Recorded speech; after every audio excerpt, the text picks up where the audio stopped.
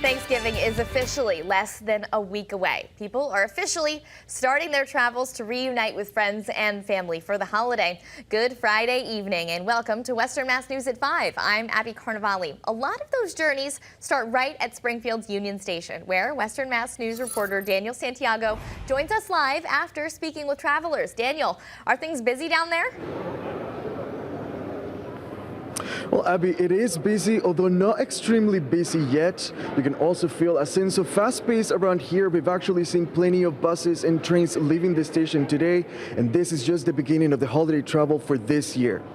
Today officially marks the beginning of the busiest travel times in the United States. With Thanksgiving just 6 days away, AAA is forecasting an uptick in people traveling this year.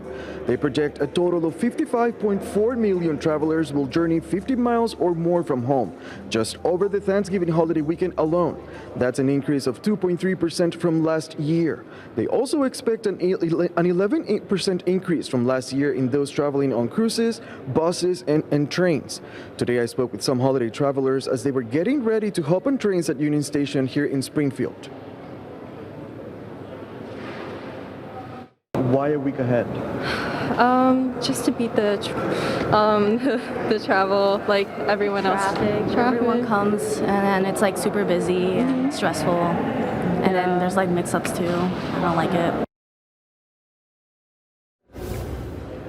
Also worth noting that gas prices are falling to the lowest they've been since February, and that could be an incentive for drivers to get on the road for this holiday season. Reporting live in Springfield, Daniel Santiago, Western Mass News.